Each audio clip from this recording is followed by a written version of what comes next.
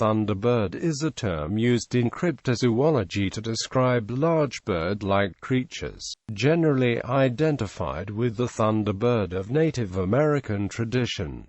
Similar cryptids reported in the Old World are often called Rocs. Thunderbirds are regarded by a small number of researchers as having lizard features like the extinct pterosaurs such as Pteranodon. Reports of Thunderbird sightings go back centuries, and the fossil record does show that giant birds with wingspans between 4 and 5 meters were likely contemporary with early man. Today the creature is generally regarded as a myth. This article deals with modern sightings of such a creature, reported as real, as opposed to mythological accounts, though believers in the phenomenon often use the Native American legends in attempts to support their claims.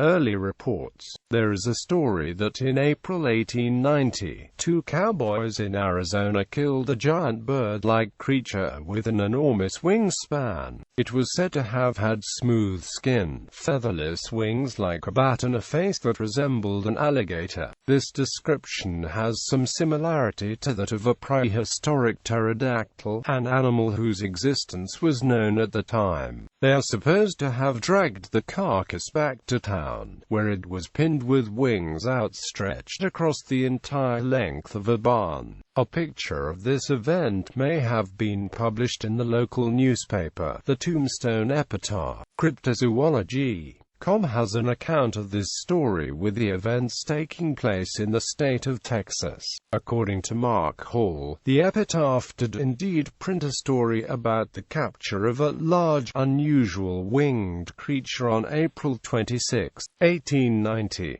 Beyond this single story, however, no one has made historic corroboration that this event ever occurred. It is usually considered an urban legend. Utterly fictional tall tales were not an uncommon feature in newspapers during this era. No one has ever produced a copy of the Thunderbird photograph, though numerous people, Ivan T. Sanderson being one of the better known, have made claims to its existence. Sanderson claimed to have once owned a copy of the photo, which vanished after he loaned it to an acquaintance in the 1960s. The television program Freaky Links staged a similar photo, giving new life to the Thunderbird photograph legend. Jerome Clark speculates that the description of the basic image in question is evocative enough to implant a sort of false memory, leading some people to vaguely remember seeing the photo at some distant, imprecise time.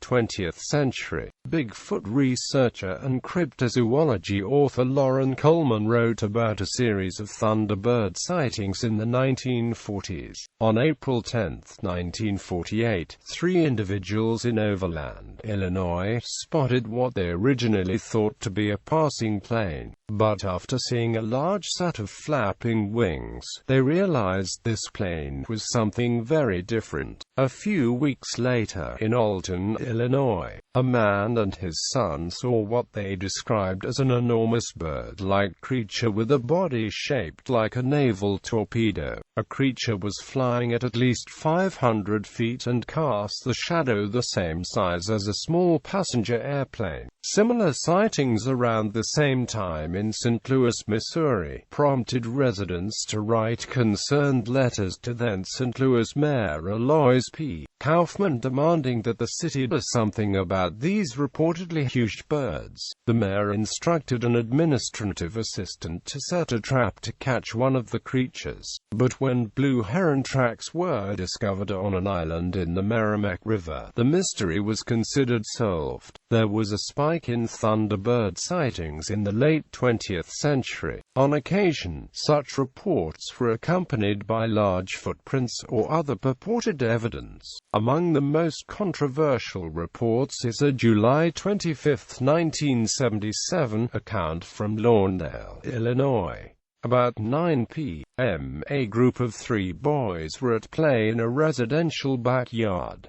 Two large birds approached and chased the boys. Two escaped unharmed, but the third boy, 10-year-old Marlon Lowe, wasn't so lucky. One of the birds reportedly clamped his shoulder with its claws, then lifted Lowe about 60 centimeters off the ground, carrying him some distance. Lowe fought against the bird, which released him. Viewed by some as a tall tale, the descriptions given by the witnesses of these birds match that of an Andean condor, a large black bird with a white ringed neck and a wingspan up to 3 meters. However, an Andean condor's talons are not strong enough to lift heavy objects. Loren Coleman and his brother Jerry interviewed several witnesses after the reported event.